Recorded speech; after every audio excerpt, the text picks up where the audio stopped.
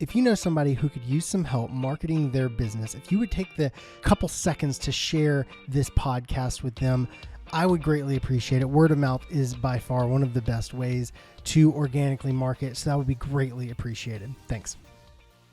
What's up, and welcome back to the Matt Pete Marketing Podcast. If you listened to last week's episode with John Schuchman, it was absolutely amazing. We just kind of talked about social media because he was able to do some really amazing things in his life and in other people's lives by using organic social media growth to grow his business to like a six-figure business. And this year he's able to double his income using social media, and it's just amazing what he's done. And John is somebody I know personally, and he is somebody who will hold me accountable to make sure that I'm doing everything. That's why I love this guy. I wanted to have him on the podcast. So John, welcome back to part 2 of your episode, man.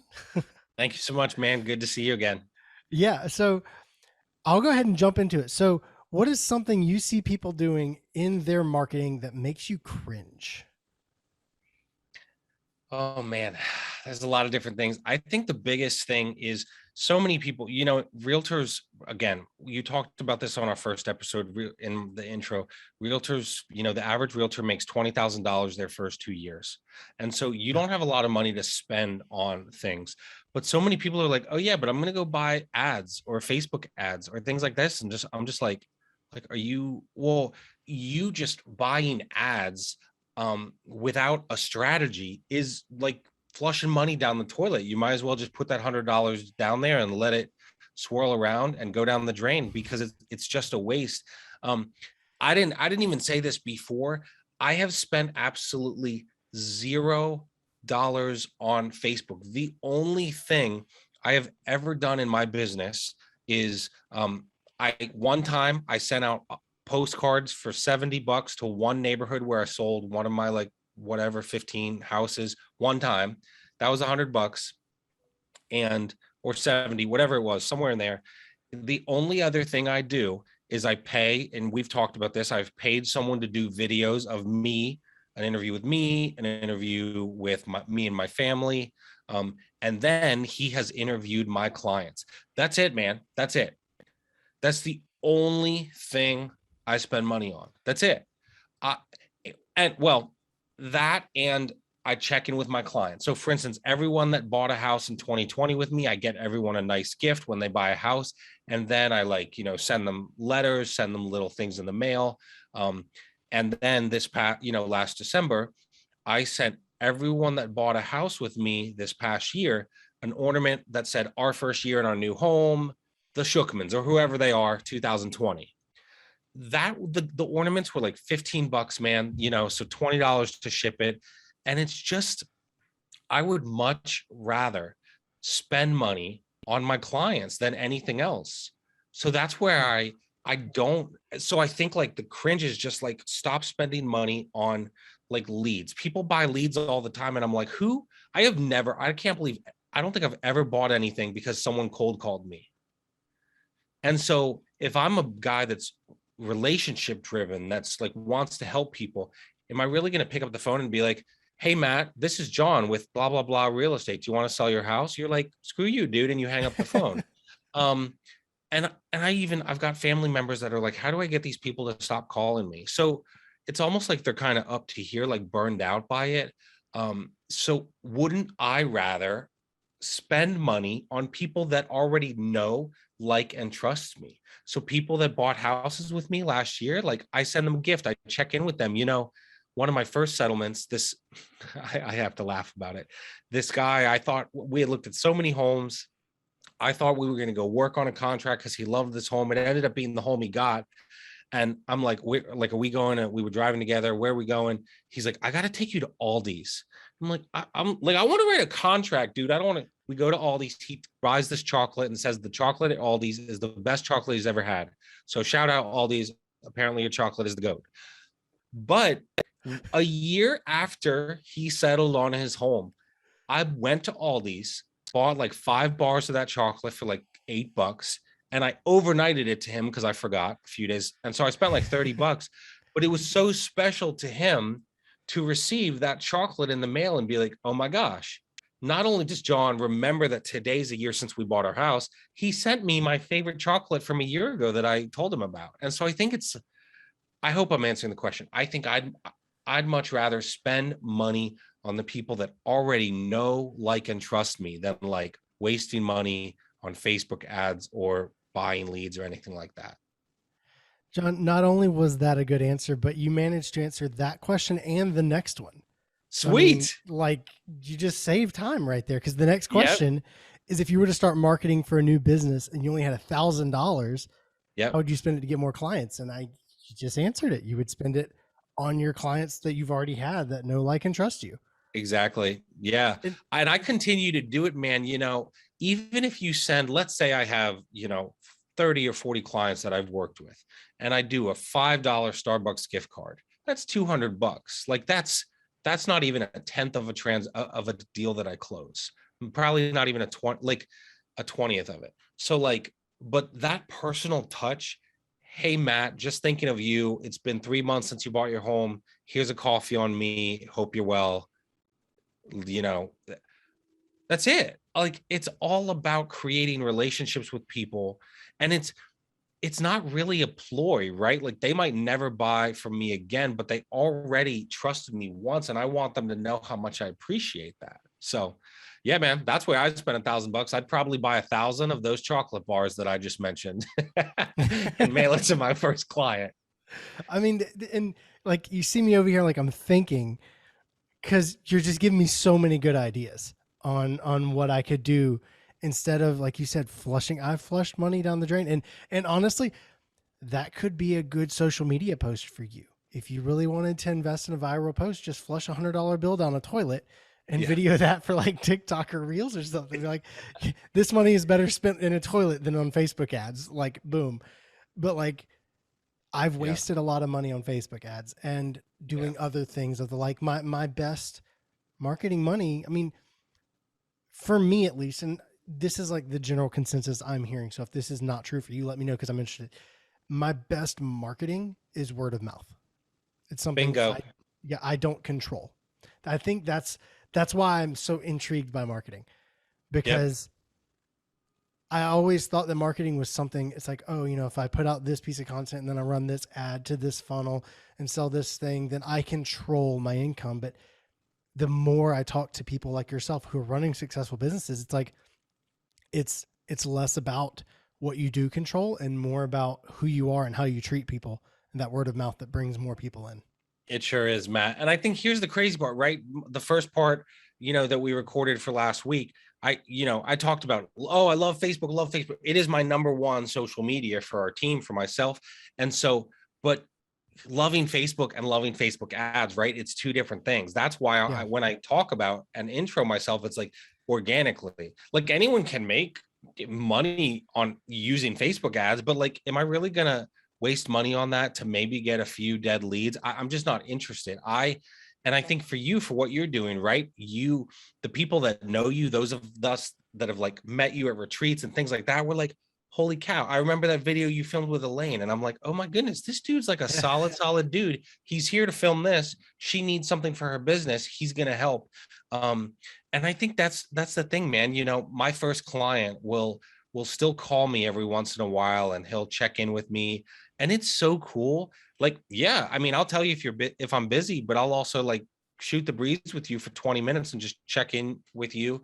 He actually was recently in the hospital, so I've been reaching out to his family, like praying for him. Like, but it's just it's about relationships, man. I care more about the relationship than I do about the dollars. And if even again, I haven't even built a website for the coaching. It's coming because like, well, people are going to work with me because they like me. So like some fancy website's not going to get them there. It's like, can John help me? What can he help me do? And if so, great, I'll book a Calendly link with you and pay for it. If I don't think, well, then I won't. But I just think there's so much wasted money out there, man. And I think for people who are listening to this, I'd love for you to kind of process who already likes me and talks about me. Okay, how do I get them talking about my business?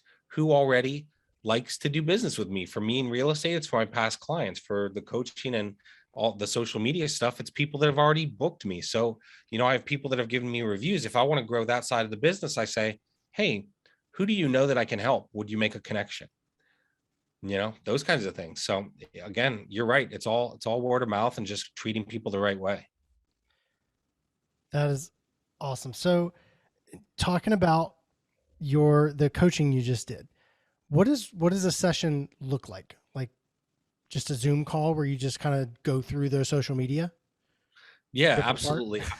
Yeah, I think I start the calls and I kind of ask because everyone has a different way of doing things. Some people, I just had one where the person's like, "Don't even record the call; it'll overwhelm me." And I'm like, "Cool, we won't." But with that person, I said, "What's most helpful for you?" So I think like when you're coaching or even in real estate, when I have a real estate deal and I ask the people, "Do you want me to call and walk you through the documents? Do you want to just sign everything? What's best for you?" Most of them say, we'll look through it and tell you if we have questions, but I want them to be comfortable. Like you don't want to be like telling people, hey, just sign, sign, sign. I want people to be comfortable with what they're signing. So in the same way in the coaching, I want people to be comfortable. So if I get on, the point is, it's not, hey, okay, cool, we're going to look at all my Facebook and everything I do for the real estate team, and we're going to talk about it, and we're going to see everything I do, and you just follow that. Well, that's overwhelming.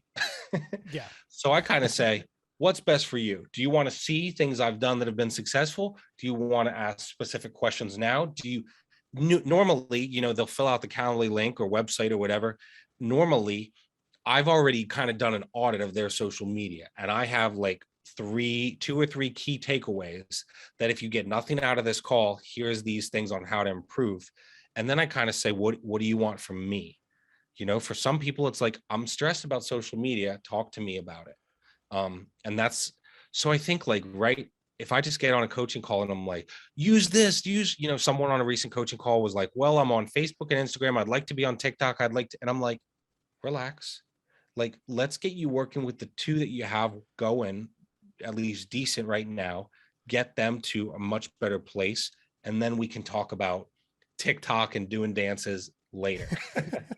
So I think that's the biggest thing, man. You gotta feel out the person, even if you just meet them. Like if someone comes from your thing and books a call with me, my biggest thing is like, where are they at? Meeting them where they're at, figuring out what they're comfortable with, and then saying, here's some small steps. If someone, and I still get coaching and help with social media, and I'm like, here's how to improve it, but I'm already posting probably every day, every other, to our team page, like I said, and to mine. Well, so that's not like, the coaching isn't okay, post once a day. The coaching is like more advanced. But for someone that doesn't use it at all to talk about their business, the coaching is like, okay, well, like, what do how can I help you become comfortable so that you're willing to post about your business on social media one time per week? Not five, not 100. Like, let's start with one. And I Okay. think we were even on the call this morning. Let's start with one a month, right? Like, Yeah. let's do something. We were at the retreat, and I'll give Adam a shout out. Adam Zock. I went through his. You were there filming, and Mhm. I went through his social media. He hadn't posted about his business in 9 months, and I said, "What's one thing you can do?" And he did it the next day. I was so proud of him taking action, man. But his business, like, if nobody knows about what you're doing and how you're helping people, how can you grow? How can you grow your business? Yeah. And so, if somebody wants to do a call with you, where can they go to Yeah, sign up for that? yeah, absolutely. So I have a Calendly link where they can do that, and you can also do it through my website, or connect with me, Facebook, Instagram. I'll get you connected to the site. But the other part you can do is just go directly to my Calendly link. And again, it's all on my social media, but there's a booking page, and I can give that to you. For in the show notes or whatever. But Yeah. if you go to calendly.com/the Lancaster Realtor, there is a link there. One's for realtors, obviously I do something different for them. And then just so calendly.com/the Lancaster Realtor will have the social media coaching calls. I do those for $150 for an hour. They can book that. But honestly, Matt, and I think I've said this, to me, it's much more than the money. I'm happy to do a coaching call if they'd like for an hour for $150. I think more than that though, I'd like people to get comfortable with social media. And so if it means I jump on a free call for 15 minutes for someone one time, and then 3 weeks later they come back and they're like, hey, now I'm ready, let's book a call. I think that's a workable situation too, because again, it's not the number for me. I want to help people, and I want people to get over this like fear and anxiety about promoting themselves. Awesome. And like you said, I'm gonna have that on my show notes page. I even thought about hiring you to do a call and then recording that for a podcast interview, just so people could, because my social media needs help. Like, I mean, you as a social media guy, you know that you've seen it. But for me, calendly.com/the Lancaster Realtor. I just went to it. The link works. Everything's there. Go sign up for that coaching call. $150 to learn how to better use social media. And again, John, for anybody who didn't listen to the first episode, if you haven't, go back and listen to it. But I mean, you were able to build a 6-figure real estate business in 2 years. And now you've doubled that this year. Like, what you've been able to accomplish using organic social media it's phenomenal. Like, that's a huge accomplishment. So leads me to my next question. Yeah. You've had this great success, under 2 years, 6-figure business, but I know you've made mistakes. So what's your biggest marketing mistake? Man, to be honest, I've never really wasted money on stuff that didn't work, right? Because I've learned what to spend that money on. To be honest, I think a mistake that I have made is really something I didn't do more than something that I did. So I think one of the things that realtors struggle with is follow-up. So the average person buys a home every 7 years, right? Okay. And so that's what the numbers say. The numbers also say that about 75% of those people do not use the same realtor the next time around. So 3 out of 4 do not. So if I think about my clients, 3 out of 4 are not going to use me. Why? Well, I think it's really about that follow-up. There's been times, even recently, I had a client and I'm like, oh shoot, last week was a year since they settled, right? Now, I don't think, oh, hey, he didn't text us on our settlement day. But I think what realtors need to do, and I think really all of us, is ace that follow-up. And I have a podcast episode about that, but I'm learning with it as I teach it. The biggest thing I can do is ace that follow-up. If I communicate with the 20, 30 people that have bought homes with me, I'll have more business than I could even handle right now. But it's like you get so caught up in everything else. Maybe I am. And again, social media is great, but maybe I'm so busy updating Facebook and posting stuff that I forget that Matt Pete sold his home a year ago. Yes. You know what I mean? And so I think that biggest mistake is just like not doing that follow-up. I've recently talked to, our team leader and just said like, hey, we need to spend more time together, because I think we're missing some big opportunities to follow up with our clients. Hey, happy birthday. Hey, happy anniversary. They want to know that they're valued, not just as a dollar sign, like we've said. So I think my biggest mistake would be not doing as great of a job. Like literally on a day that someone settled, I think my next one is a week or 10 days from now.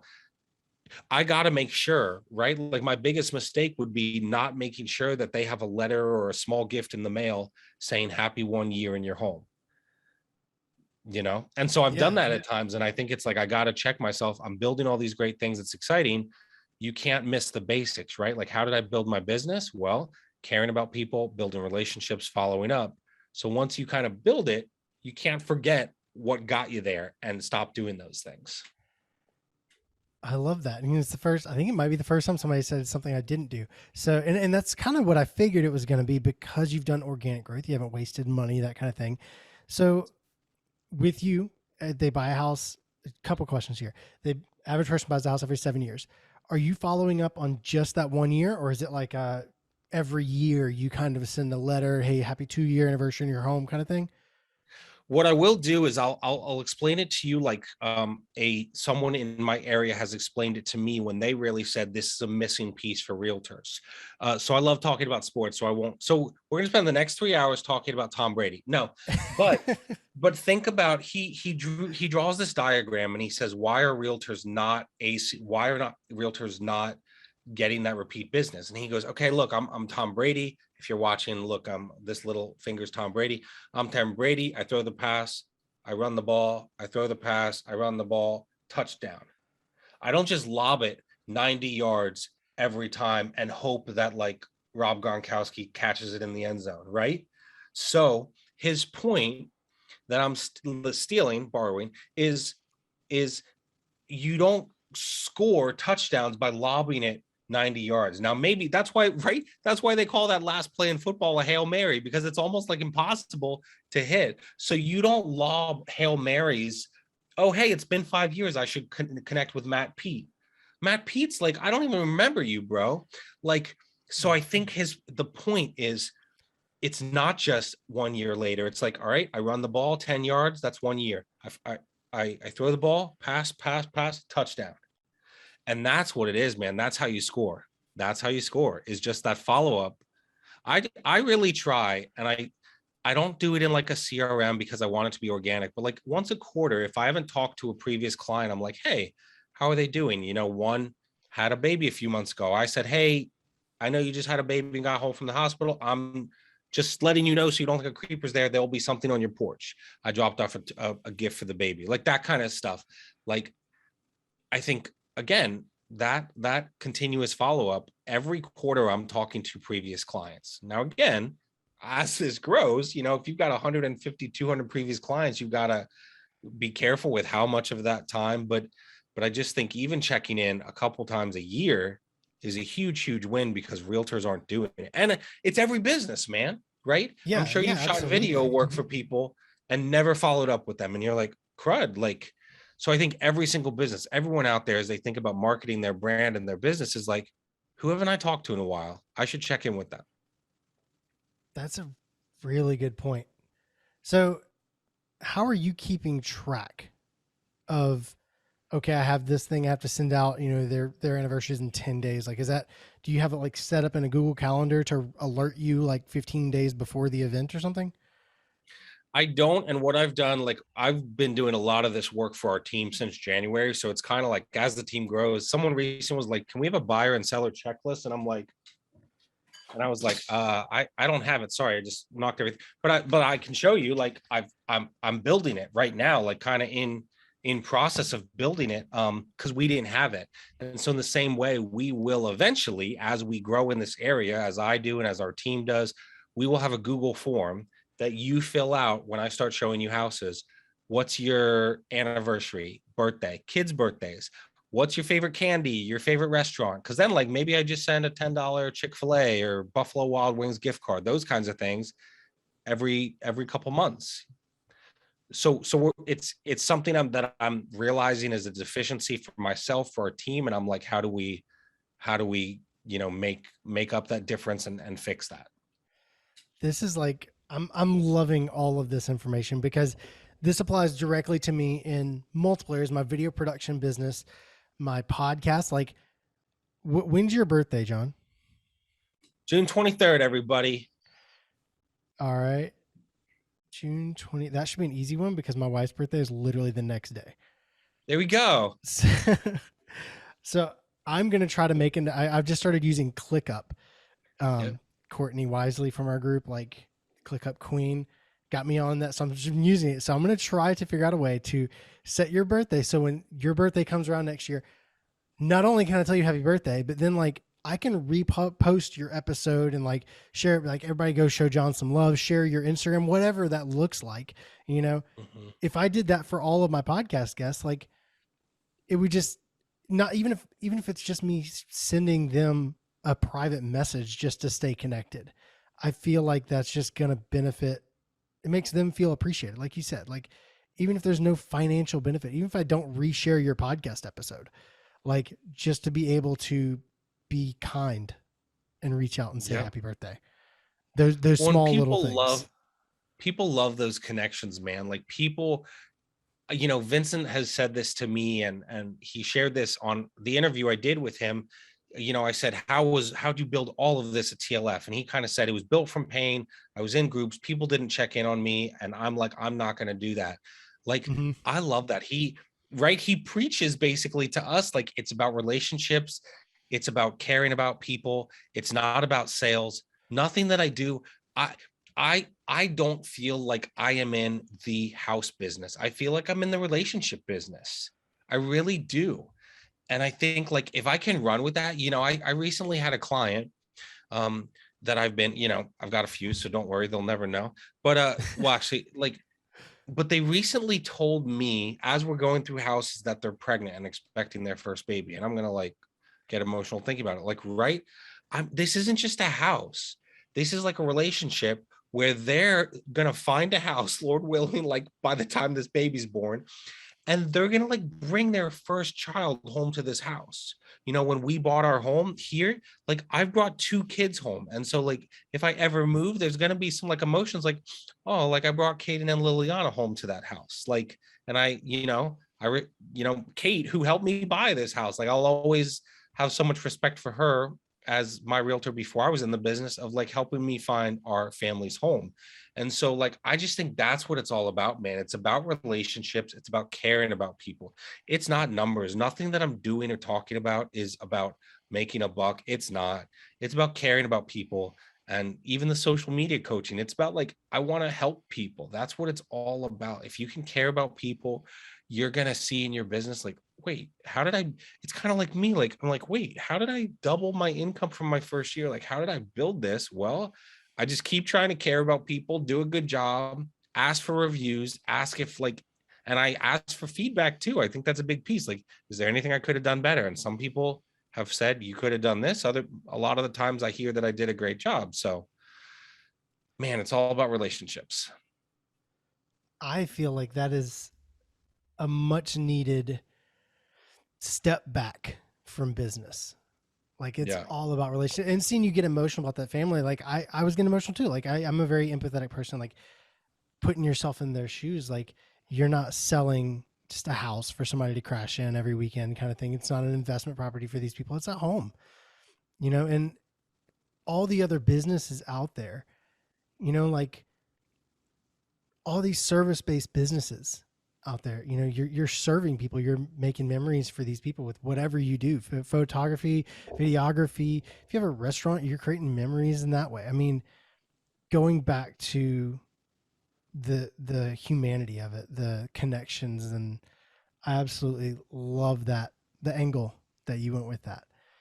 So, Yeah. John, Sweet.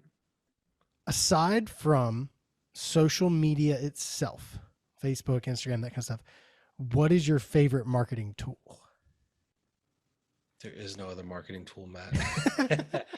Man, that's such a hard one. Cause, like, yeah. Um, it's so interesting because a lot of the stuff, like, I don't know. I feel like I'm kind of stumped because a lot of my stuff is like, I don't I, even email people, man. I think email is, like, really? archaic. I hate it.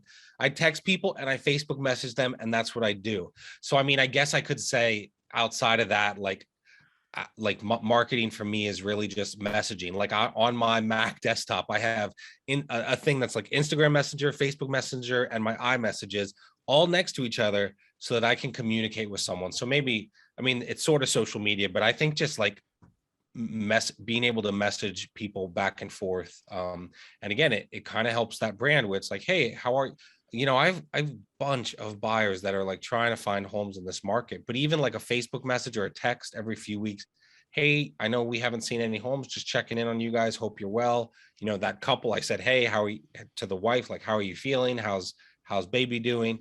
I just think, like, and again, I don't do phone calls, I don't do emails, I'm like the weirdest realtor in the world, but, like, I just think, like, those messaging tools are awesome, and it's great to just send a quick message, hey, thinking of you, hope you're well. Because again, these clients, I can't invent homes that don't fit their budget and criteria, but I can at least check in and say, hey, hope you guys are well, let me know if you need anything.